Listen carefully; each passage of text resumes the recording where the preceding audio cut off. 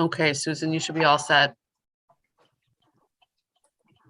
Hey, good afternoon, everyone. Welcome to the Safety and Security Subcommittee meeting. Today is Tuesday, December 14th, 2021, and the time is 12:05 p.m. Can we have a roll call of the subcommittee members, which would be myself, Carol, and Fred? Dr. Galucci, would you like to do that? Sure. Mrs. Gravelisi, Here. Mr. Sinella, Here. Miss Ty. Here. Thank you. Also in attendance are committee-elect John Kingston and Aisha Milbury Ellis. Thank you for joining us. Of course. Thank you for inviting me. Of course. Okay, so today we just had a few things that I wanted to go over. I mean, obviously, safety and security is top priority in Revere Public Schools for our students and our staff. I do meet regularly with Dr. Galucci when he meets with RPD and our FD, going over any safety protocols or drills that were put in place. One of the most recent ones that I attended was with Captain Fortuna, where he reviewed the updates from the October fire drills. It was our second fire drill of this school year. We are mandated to have 4 per school year. And, a big focus of Dr. Fortuna is on accountability. So Dr. Galucci, if you want to give the update of the schools and, the process and the outcomes from those fire drills. Sure, absolutely. In getting an overview from Captain Fortuna, there's 2 facets that we look for that all building administration are aware of. The first is obviously evacuation and encouraging staff and students to exit in a formal process, but certainly not bypassing close exit for that process. For example, if an exit was blocked, we have to think on our feet. We have to go to the nearest exit and evacuate the building. So the first aspect that we look at is evacuation. The second aspect is accountability, which is once we're outside of the building, once we're away from the building, are we able to account for all students and staff in the building so that we're not sending emergency personnel in looking for a student that's actually outside the building but unaccounted for. So Captain Fortuna had a fairly positive report for the recent drills. He did say that, so typically we look for a 4 to 6 minute range for both evacuation and accountability. We did see some times that exceeded that across the schools. He attributed that to a lack of practice. And we talked about how during a typical school year, we see improvements from the very first fire drill in the first 3 days of school to the one that's conducted in May, because the students and staff have had that route practice. They're able to get up, they're able to exit, they're able to report to the appropriate person that then reports to the appropriate chain of command. So we did exceed the 4 to 6 minutes in a lot of the schools. It's certainly not our last fire drill. We're going to be conducting drills in the early spring once the weather warms up a little bit. We also had some instances where we were social distancing and masking. So last year we were extremely rigid in terms of having these kind of adapted drills where we were able to kind of exit, go through our routine, but not necessarily with speed. We were ensuring that everybody was distanced appropriately, and we may have had one class go out at one time, another class go at another time. Now, where the distancing has been reduced to 3 feet, we're getting back more to that routine practice drill where we are trying to exit the building in a swift process. We're ensuring that everybody has a mask on, of course, but we are exiting the building and ensuring that we're getting to our safe spot. One item that was shared also at the meeting, each year, each of our 11 schools submits an emergency response plan. And what Captain Fortuna and I do along with Susan is we try to tease out best practices that one school may be using and give them to all of the other 10 schools that may not be using it. So one practice that we really thought was effective. Dr. Kelly, can you give me screen share? Sure.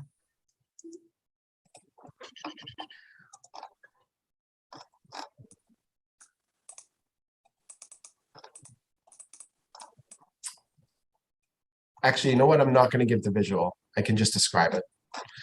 So each school was asked this year to come up with a one-page document that at the top outlined the meeting areas.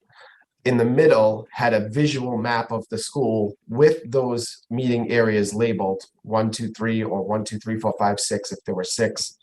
And then at the bottom, indicating which staff members had radios or walkie-talkies. And so what we've done is we've asked all of the schools to come up with this one pager, and then we've shared that with our SROs and also Captain Fortuna, so that in a real emergency situation, via one PDF, they can scroll to any school and identify how many meeting areas there are, where are those areas located visually with a map, and if they needed to contact anyone on a radio, who are the personnel that have radios.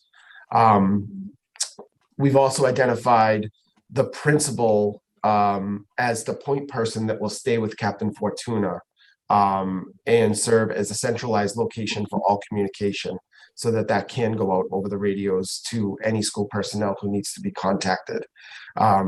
We did have some practices in the past where the principal would be engaging in the drills and meeting with point people, trying to locate folks, but that has all been delegated now to the other administrators, as well as the point people that serve to communicate during the accountability process. So that's another item that we discussed in the meeting that we're really enthusiastic about, and something that we're giving to all emergency personnel for the first time this year. And that's my report. Thank you very much, Dr. Galucci. I mean, obviously, when we think of safety and security, sometimes we don't always remember, like, the fire drills are such an important aspect of our safety and security. So the process that Captain Fortuna has gone through for the past few years, I think since 2019, he started the accountability, like enhanced accountability, where they have it down to a science now. Within 5 minutes time, one principal could say, we can't find, Fred Sinella. And within 5 minutes, Diane Kelly's radioing back in saying, I have him. So that's an important part of safety in our schools when, God forbid, there's a real emergency situation where they have to evacuate. So, kudos to Dr. Galucci and Captain Fortuna for the amazing work they've been doing, especially on accountability with the fire drills. Do I have any of the subcommittee members, Fred or Carol, that might have a question? Mr. Sinella? Just, I'm pleased to hear, how it went and how it did go. And years gone by, the principal was always with whatever superior officer was there. And that was like a focal point before walkie-talkies and everything, which is really good because, I want to be found. If I'm not there, I want to be found. But anyway, with the time restraints, that we were kind of slower, did they take into consideration the, number one, what grades were slower? Were first graders who were in kindergarten kids last year taken into consideration, are first graders and second graders? And with the 6 foot, I think that the time shouldn't have been 5 minutes. I think there should have been some leeway, but there's no fault because it went off well. But I think that accountability also should take into effect changes that take place, whether it's at the beginning, middle, or the end of the year. Yeah. So it was a bit slower across the board, Fred. It wasn't specific to us, an age group. One of the things that Captain Fortuna and Mrs. Gravelisi and I discussed is we're going to try to standardize the feedback that administrators give to their staff following the fire drill. So thinking about it in a simplistic form of, here are the things that we did well, here are the areas that we need to work on. I know that happens regularly, but we're thinking about a specific format that we're going to collaborate with the principals to develop, so that we can identify, why were we 3 minutes slower this time than the previous time in September? And hopefully we'll tease out the practices that got us there and be able to amend them for the next time. Well, I Yeah, and think with a lot of new teachers in the system, not knowing what procedures had taken place in the past, possibly the principals can more or less elaborate upon, this is what our expectations are. Hopefully it will work out. Thank you.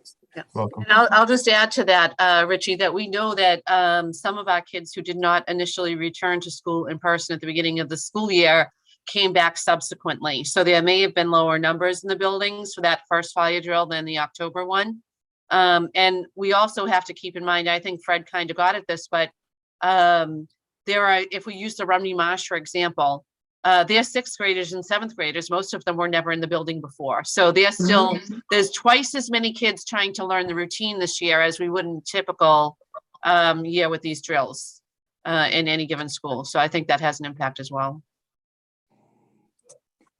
Kelly, I'd also like to make a note that Stacy Rizzo joined at 12:07. Welcome, Stacy. Carol, you have a question? Thank you, Susan. Do we have a sufficient number of walkie-talkies around? Or has he made any recommendation about exactly where they should be and to whom they should be given, and the number that we should have? It seems to me that it shouldn't be just the principal, that they should be spread out.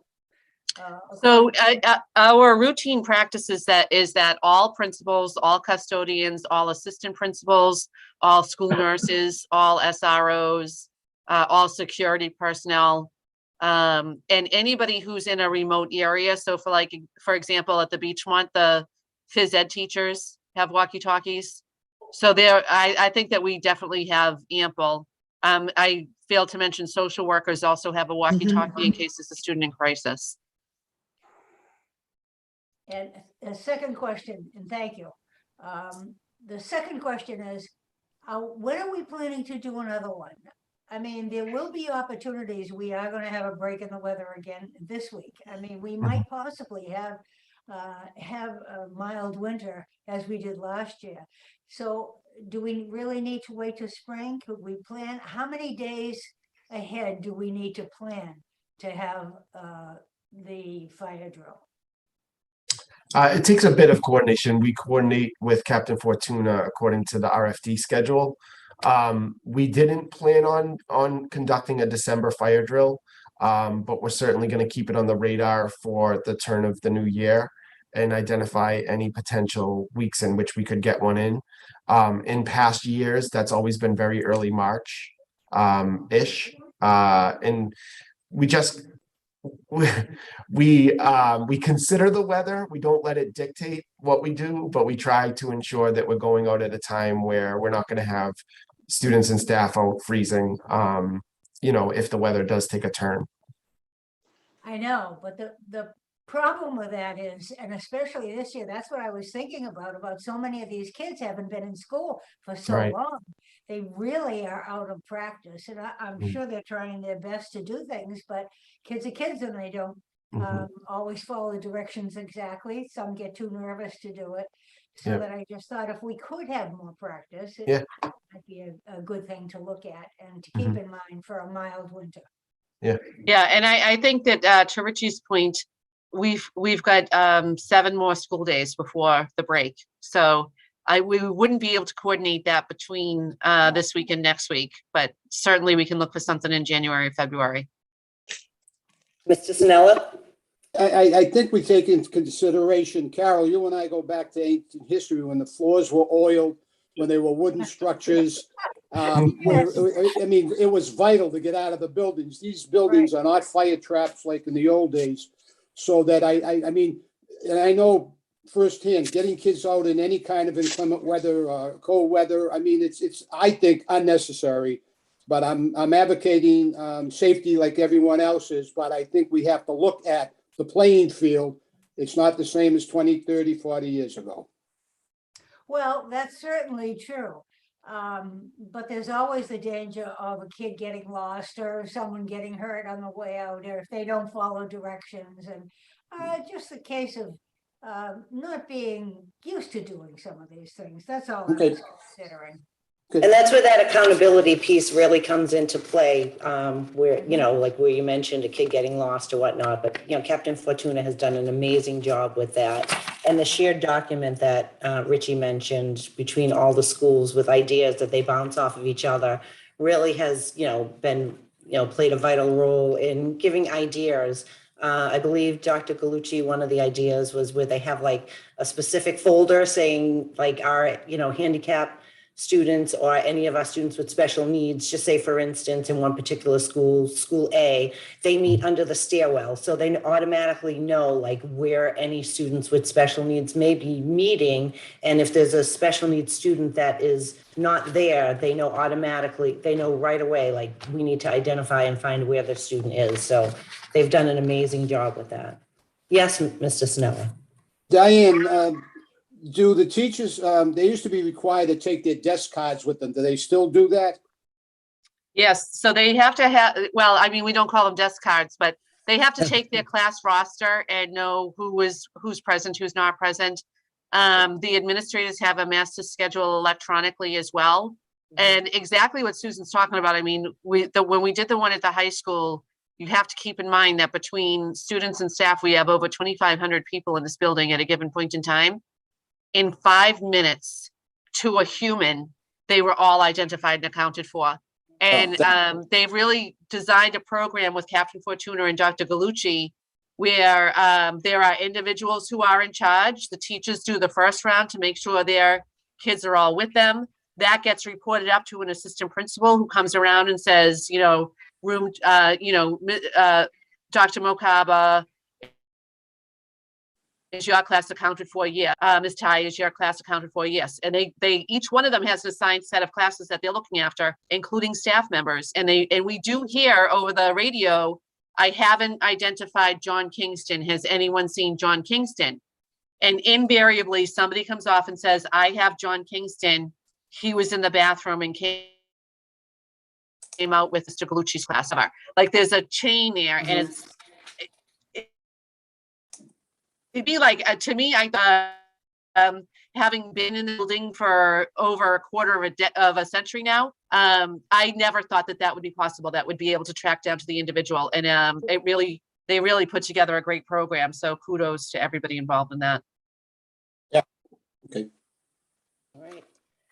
Okay, are there any more questions on the fire drills, agenda item number 1? We can move on to agenda item number 2. Okay. So agenda item number 2 is recommendations for additional school cameras. If we remember back at our last meeting, the Ways and Means meeting, when we had approved funding for upgrades to cameras at the West Revere Complex, the Paul Revere, and the RMA, I had asked Diane to contact Jonathan Farrar and ask him where we are in need of upgrades at additional schools.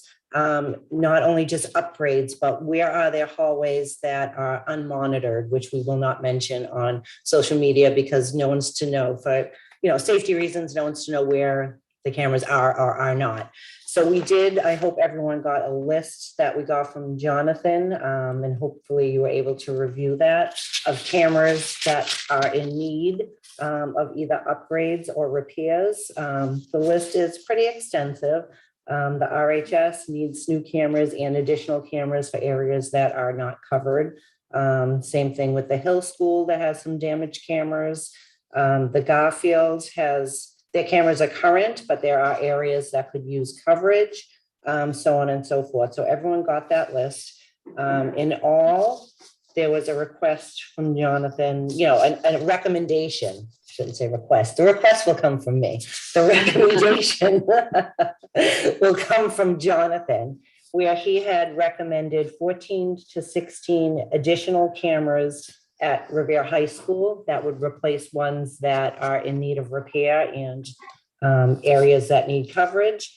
5 at the Hill School, 7 at the Garfield, 8 at the Beachmont, and 8 at the Lincoln. This, in my mind, is something that's essential. Safety and security is something that, we really obviously are continuously making sure our students and staff are safe. But obviously some of our cameras are getting outdated. Jonathan also did mention we would need a new server to be able to sustain the additional storage for these cameras. So I just wanted to discuss that with the members. Any questions you may have about that? Mr. Sinella, Diane, you have to. I just wanted wait. to add one thing, if I could, that I think will be helpful, especially for Aisha and John. I just wanted to mention, as you and Carol and Fred and Stacy know, that Jonathan has been with us since the inception of the use of cameras in our buildings and has put the system together. So I just wanted to mention that he definitely knows what he's talking about and understands the process and the procedures and the protocols. And we trust him implicitly in his judgment on what's needed. And I just wanted to put that out there. Thank you, Dr. Kelly. Mr. Sinella? All right, thank you, Susan. I think this is a timely subject because, again, security, what's going on. But this has been going on since we had the episode in the ballpark with the police officer. The camera was fuzzy, it didn't work. We've upgraded, we've done X, Y, and Z, but here we are years later, and we're still not adequate. So, I mean, the thing here is that if it's to be done and done correctly, I think that aside from Jonathan, who I have implicit faith in, and I think he walks on water as far as I'm concerned, because I can't even turn on a computer. But, it's a situation that probably some outside experts could come in, because I, for one, would love to see this done in its entirety, not piecemeal. If he recommended 18, someone else may come in and say, well, wait a minute, you overlooked this here and that there. I mean, now the Hill School is a relatively new school, and there's cameras that are damaged there. I mean, that's from water damage, something that is, unpredictable. Oh, it's not vandalized. No. Okay. None of these that need replacement are vandalized. Some may have water damage if they're outside cameras, like under an overhang where something, may have leaked into it. Even though they are outdoor cameras, it can happen. Just like with any technology, with our, desktops, our iPads, our laptops, technology evolves quickly. So doesn't the need for these cameras to be either updated or replaced. So Jonathan does an amazing job monitoring all these, and we have staff in every school that monitors the cameras and identifies which ones may not have a lot of clarity in them or which ones are not working, and they report it back, immediately, because, they are monitoring them daily. So these are cameras that, have reached their life expectancy, so to say, just like a laptop might reach its life expectancy, and you need some new technology to upgrade it to, the 21st century. So we just had an episode recently where something happened and there was no camera, or the camera is in the wrong position. So it doesn't sound as, it doesn't sound as though they're, okay. All right. That's okay. right. Thank you. And I'll just say that that will continue to happen, because it's not a perfect system, and we're not trying to we try to anticipate where there might be a problem and aim the cameras appropriately. But in addition to the school staff who have access, the Revere Police Department has access to all of our cameras, and they monitor them as well, especially if there's any kind of an issue. So anybody who's on that system could inadvertently move a camera and not put it back, or there's a lot of reasons why we're not going to be perfect with the cameras. But even with the Hill School, which is our newest school, that's 7 years we're open now. Those cameras are from when they were installed, probably 8 or 9 years old, right? So as Susan pointed out, technology goes pretty quickly. And as much as we still feel like the Hill is a brand new school, it's those cameras are definitely dated. Yeah. Well, then what should be, not only what we're discussing of putting new cameras in, there should also be a plan to maintain them properly. So that's, it's like years ago, they did the city yard over and all new equipment, but they never put money in to repair anything. So all the brand new trucks and everything broke down, and you're back to square one. So maybe this discussion we're having now, aside from putting new ones in, that maybe there should be some kind of project A, B, or C to maintain them properly, and after a certain period of time, replace them. Well, So that's we what do- is on, oh, sorry, Dr. Kelly. I was just That's gonna say, what is on- we do have a service agreement. We do have a consultant that we pay to come out and fix our cameras if we discover that there's an issue with one. And John watches them pretty carefully, and when he finds one that needs service or maintenance, he does go after that and get that taken care of. So, and that's what I think I'm gonna say the same thing that Susan was just saying, like, the purpose of what we're doing right now here is saying, it's time. This is our renewal process. Some of these need to be replaced and upgraded. So, Okay, thank you. And in addition to that, I'm requesting, additional cameras for areas in some of the 11 schools that are not covered at all. There are some hallways, and, cameras are a deterrent to a lot of people. They know where the cameras are and they know where they're not. So, with the additional cameras, it would be a great addition, for the safety and security for everyone. But I do feel that, obviously we do this routinely to get a check for our own knowledge as to what may be outdated or damaged.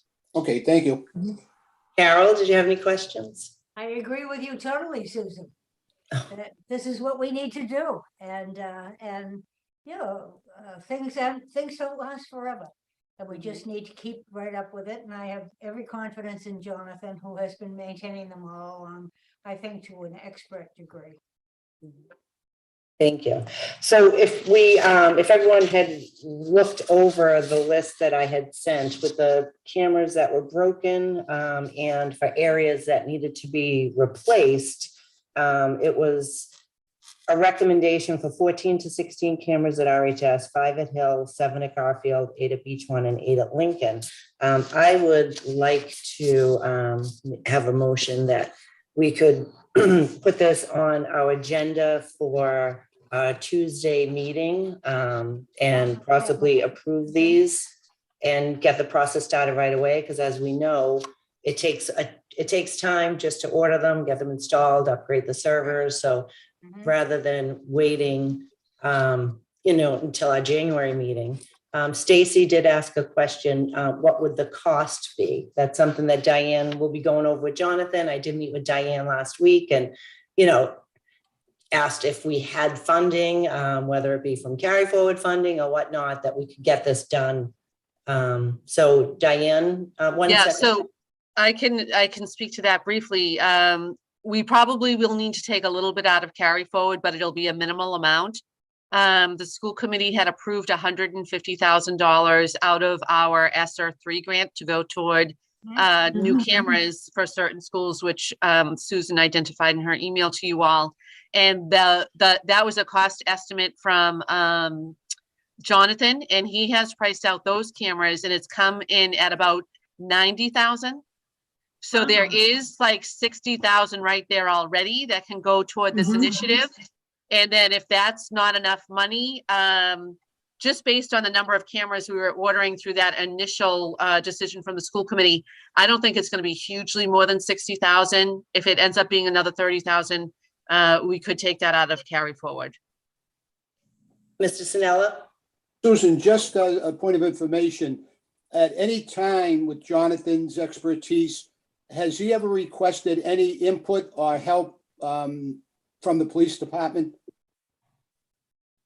Not that I'm aware of. Dr. Kelly? I'm sorry, could you repeat the question, Fred?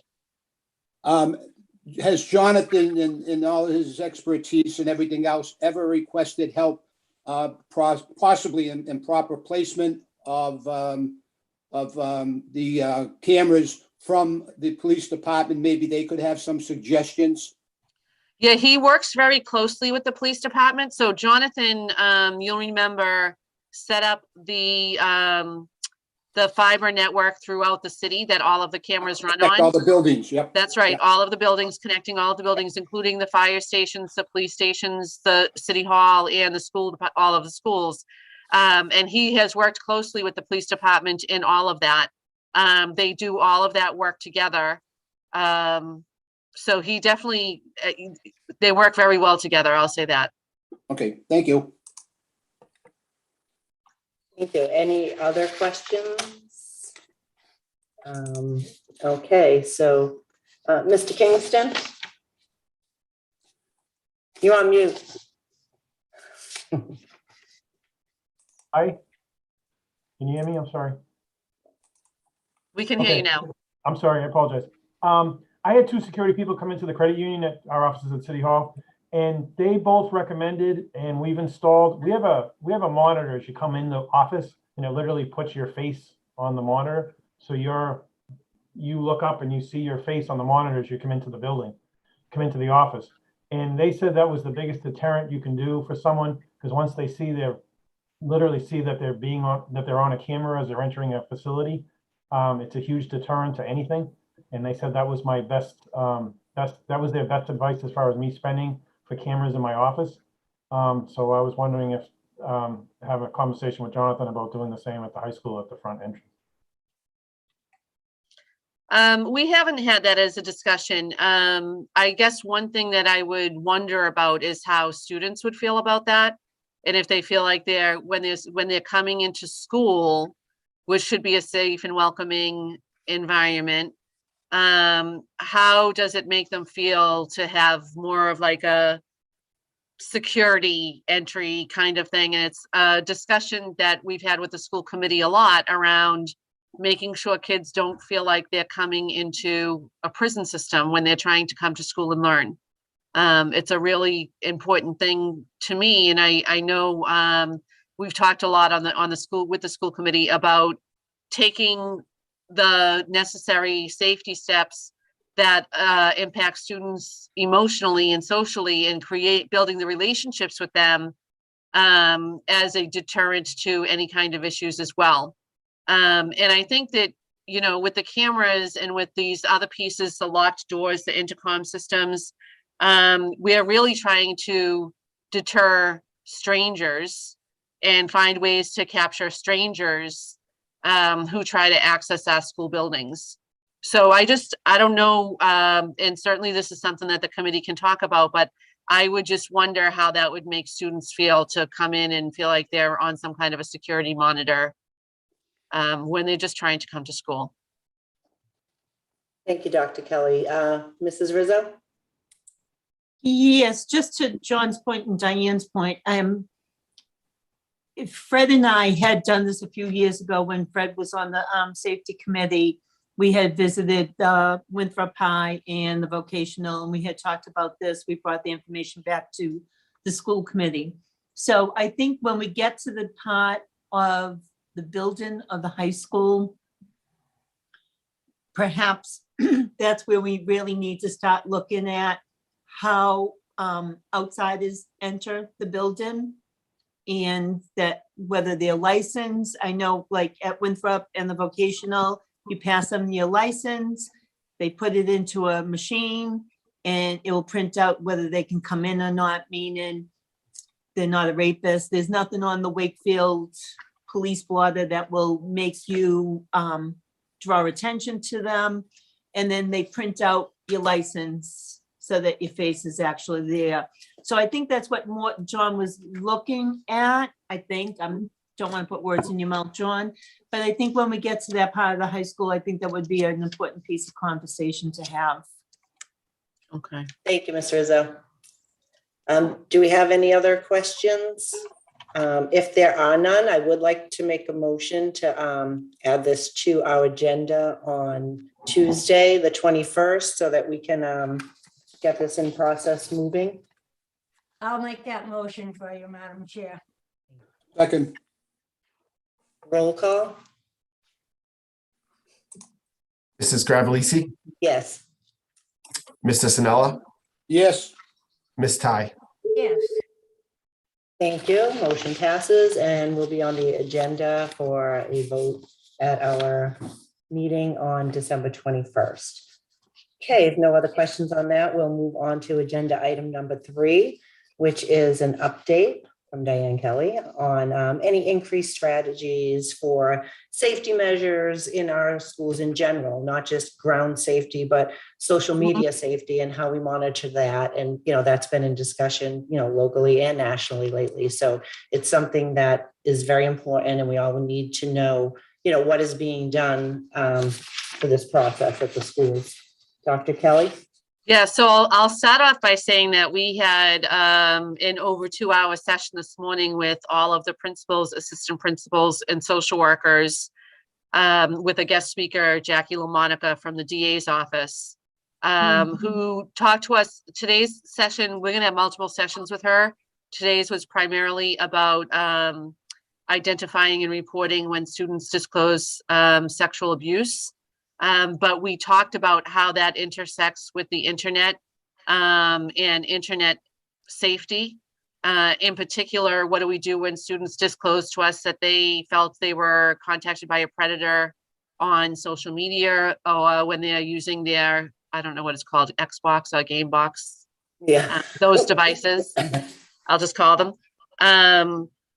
And so that was really, really helpful. And I think it was great that we had administrators and social workers, and actually I should say our SROs were present for that as well, so that we can all be on one page and work together with strategies on how to approach and address these situations when they do arise.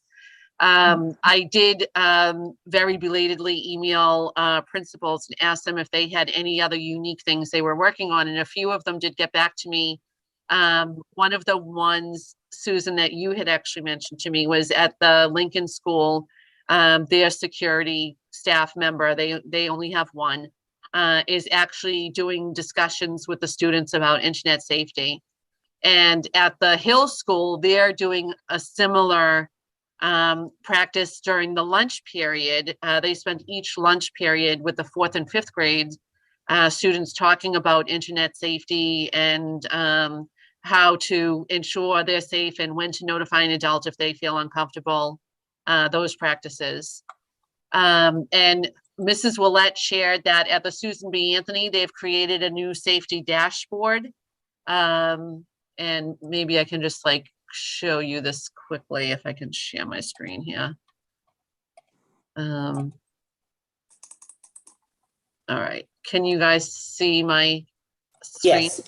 So the teachers get this link every morning in their morning memo. And it takes them through fire drill safety procedures, suicide intervention protocols, emergency plan maps. I'm not going to open these because a lot of them are confidential information between the schools and the police department and the fire department. But it just gives teachers one quick place where they can look and refresh. And you know, obviously in a state of emergency, people aren't going to take the time to look into this most likely. But when they do have other times and they're just thinking, when are we supposed to do that? Or after there is a fire drill or an emergency drill, they have this at the tip of their fingers that they can look at it regularly. And I think just having that access to these written documents is helpful for teachers. So those were some, I don't know, Dr. Glucci, I know that you might have had a couple to share as well.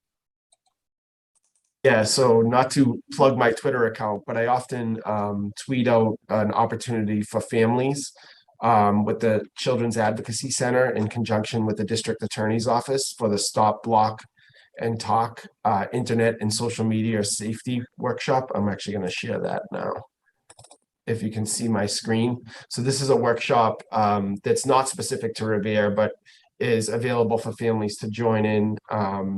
The last one was recently in October. The 5th grade at the Hill School did have this workshop presented to their students. And we actually watched a video today where the students were featured in doing the Stop, Block, and Talk chant that went along with the content that was delivered to them during the assembly. They stressed social media safety, responsible use, how to report when something goes awry. So this is something that we talked to today's presenter about after the meeting, possibly bringing to the district so that it's specific to Revere. So that's something in the works. We are also continuing our work with the Sandy Hook Promise. We are in the 2nd phase. We delayed the 2nd phase last year because, as you know, we had a very late return to the school in the spring. And even with that return, we only had 2/3 of our students actually come back in person. So we felt like it'd be more appropriate during this school year.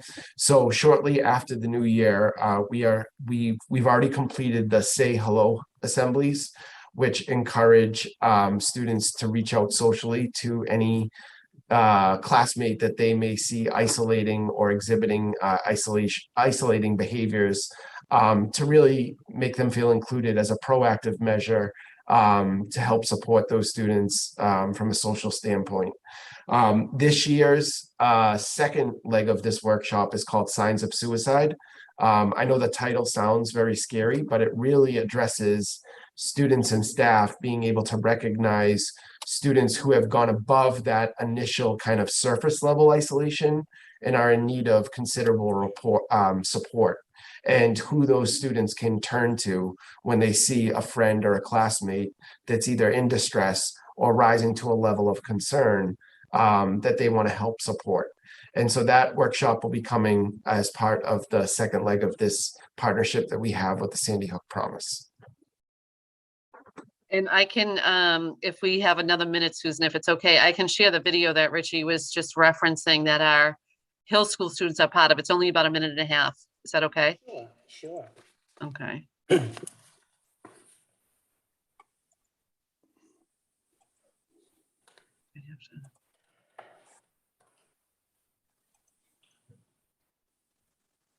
Can you see that? Yes. Okay.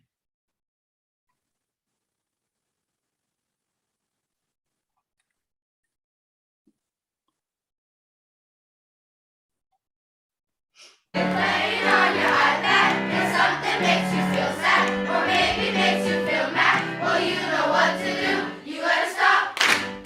You gotta block. You gotta stop. You gotta block. You gotta stop. You're hanging out on YouTube. You think someone's a nice dude, but then he starts to get rude. Well, you know what to do. You gotta stop. You gotta block. You gotta stop. You gotta block. You gotta talk. Looking for a llama, and someone says, oh mama, but you don't want the drama. Now you know what to do. You gotta stop. You gotta block.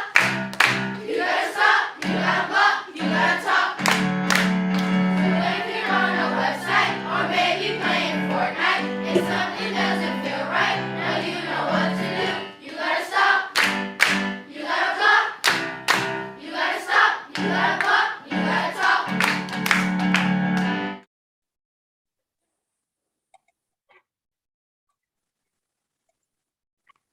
Well, that was fun. Yeah, and so that was the students job. from the students from the 5th grade at the Hill School saying the verse that started with, "You're looking up a llama," or something like that. Yep. So That was it great. was Thank you nice. so much for sharing that with us, Dr. Kelly and Dr. Galucci. And that kind of falls into what I wanted to talk about next, was that little bit of the document that I sent out about identifying students in need. I don't know if everyone got a chance to read that, but basically the document is about see something, say something. Like if you see something, say something. But do you know who to reach out to if you need to say something? So it talks about outreach to individual students, which we do a phenomenal job at, but maybe not every student knows who they need to reach out to if they feel that they have an individual problem, or they feel that the behavior of one of their friends needs attention and they don't know what to do about it. The same thing goes for outreach to families. A family may realize their child is in need of services, or they may realize that their child's best friend that comes to the house may have some behaviors that might need to be identified. So all of this is, in my mind, what I would like to do is maybe have like some kind of community forum that encompasses all of this, where we have kind of like a internet safety awareness, signs to look out for, interventions that are available like for your child. So say, for instance, it could be for parents, students, and all community members. And we could have a list like of every school, like if your child attends the RMA, this is the principal's name, these are your guidance counselors' names, these are the social workers' names. Like if you feel that you as a child or student or a parent need to reach out to someone, this is who you contact. They could have different information about resources in Revere that are available for students and parents. Not everybody knows like about the Sudi Center, or what resources are available if I feel that, my child's behaviors or, their friends' behaviors are in question, and maybe that child's at danger. Or again, with the whole community forum, because I could work at Stop and Shop and notice that one of the students that works there has some behaviors that, are a little bit, questionable. So as an employee at Stop and Shop, Stop and Shop, just using you as a reference, who would I reach out to? Do I contact my manager? Is there someone in the city or is there someone at the school that I can say, I feel this child might be in need? So I think, maybe in conjunction, Dr. Kelly and I could work on putting some kind of community forum together that is on, open to the public, where they might have questions and answers, and basically information for everyone to know, these are places you can reach out to. These are your students' principals. These are their guidance counselors. It could be a PDF where people could just go back and view and say, all right, I know who to call at the Paul Revere because I feel like I need to talk to somebody. I mean, if that's something we can work on. No, yeah, I think it's a great idea. And I think that, Stacey. the schools typically do that at the beginning of the year. The principals They will do. that. But I see nothing wrong with repeating it. And like you said, having a one pager that we can easily send home to parents in multiple languages that gives a little bit of an explanation of what does a guidance counselor do? What does the social worker do? When do I call the assistant principal? What does the family liaison do? And how is that different, or the parent liaison? How is that different than these other roles that I just mentioned? I think a one pager with that would be definitely helpful. And maybe we can even ask Jackie LaMonica from the DA's office if there's a parent and student centered talk that she could give around the internet safety and those other pieces that we were just talking about that we've done with the administrators and social workers. Well, all three votes at St. Anthony's. It's Fred on the phone. I was Is Fred- actually, Oh, sorry. Go ahead, Aisha. that's all right. I just had a quick question. So it kind of follows on what Dr. Kelly was just saying. I'm wondering if any of these initiatives involve, discussions maybe in conjunction with the DA's office or the behavior. You're freezing up on us. Be responsible. A lot of these. Oh, can you hear me? Now we you hear you. froze. Yeah. Can you hear me? Mhm. It seems like a lot of these initiatives, protect, are geared towards teaching the students and families from outside, dangers. I'm wondering if there's any discussions that are happening with the children, especially at middle school and the high school level, with respect to their own conduct and their own usage of social media, especially when it comes to bullying or conduct that may, be perceived as bullying. I think when things carry over into after school hours, that's the forum that's used. And maybe having somebody like from the DA's office where there's a authority, somebody who prosecutes this type of behavior and doesn't have to come from that kind of authoritarian angle, but hearing it from somebody who does see this play out on the big screen may be very informative for the kids. So I'm just wondering if there's any talks about that. There is, and I think that's a great idea. It's absolutely something we need to do more about. But one of the things Susan and I were talking about when we met last week was the new guidance that just came down, the new ruling that said that disruptions on social media can result in disciplinary action from the schools because they are disruptive to the schools. So that's a new piece of the statute that didn't exist before. Previously, we were always navigating, well, is it a school issue or is it an outside of school issue? And really the two are the same, because when kids are experiencing any kind of struggle, it's gonna visit the schools. It's not gonna stay outside when they come in the morning. So that was a big awakening for us, but I think that's a great idea to have Jackie talk a little bit more about that too.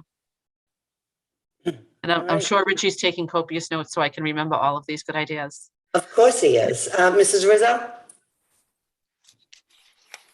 Thank you. And just, even though it's great to have that information out there, who would you go to for whatever the reason may be? It can start now by updating our website with the family resources. So it doesn't have to be something that is planned. It can be done. There's still a lot of things on that website under family resources that I don't think are really pertinent. But something like this to me would be important for parents. Mhm. And I don't know, Dr. Mokaba, if that piece of the website's been tackled yet, or if you want to speak to that. So there's the district family resources page, and then there's individual school family resource pages. So I don't know if there's consistency across individual schools. Is that what you were referring to, Mrs. Rizzo? Right, but it doesn't, to me, it should all be one thing. And then if, let's say Wayland has a few extra, they could be put on also, but I think the same should go across the district as far as resources go. Thank you, Ms. Rizzo. Any other questions? So this, like I said, is something I like to work on with Dr. Kelly as a safety and security subcommittee and as a committee of the whole, maybe putting together a community forum similar to the forums we've had for multiple things that have gone on, like with the schools. So, like I said, we'll continue working on that, try to put something together, meet as a committee, try to discuss some strategies for putting this type of forum in place. Yes, Ms. Rizzo. I'm sorry, I was just going to ask Dr. Galucci, do you know if RMA is still doing their work with the Boston Bullies? I actually don't, Stacy. So last year obviously was a unique year. I haven't followed up to see if they've returned. Because that was a really great program geared to the middle school students that I was kind of hoping would go across the city. Yeah, But if you could get that information, that'd be helpful too. sure. I can check with Miss Gendro. She orchestrated that Yeah. as our school counselor. They did an excellent job. Yeah. Are there any other questions from any of the members? No? Okay. Well, like I said, we'll continue to make sure our schools are as safe and secure as possible, and we'll continue to meet.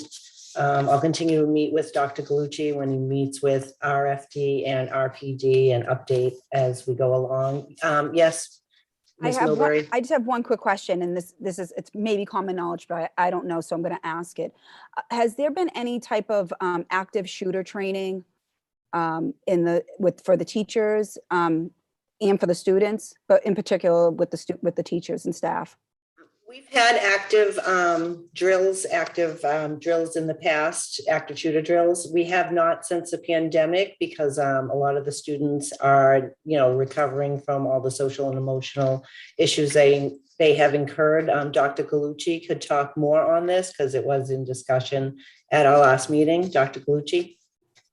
Yeah, and I don't think it's quite framed specifically as active shooter. It's more of a threat to the building, and following the policies and procedures that are in place, which include a secure in place, a hold in place, and then ultimately, if students have to transition, typically what we would do during an enhanced drill is we would throw kind of a wrench into our typical procedures.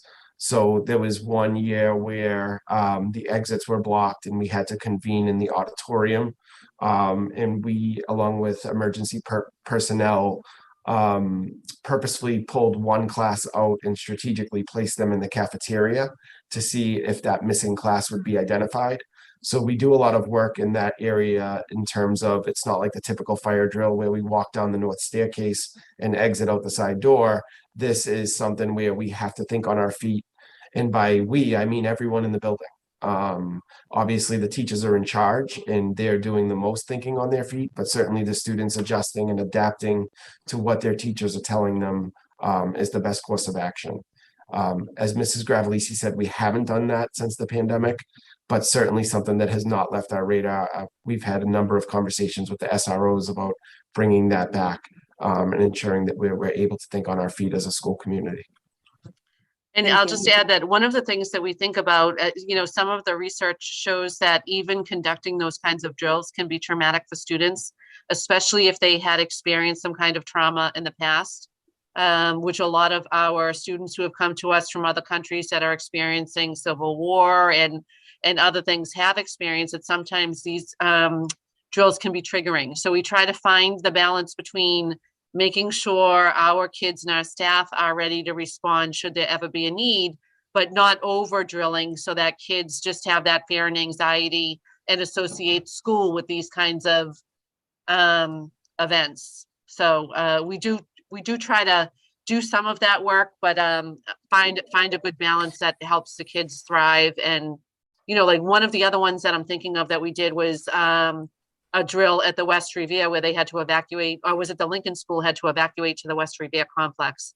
And that staff marched right up the street, all the way up to the Wayland School. And we timed how long it took. And, those are the kinds of things that the adults can know that that's what we're practicing doing, where the kids might think they're just going on a walk or a field trip. And then in the case of a real emergency situation, we can say to the kids, hey, this is really serious. And we all need to be on target, but when we're practicing, it can be practiced more for the adults really to lead the kids through a difficult situation.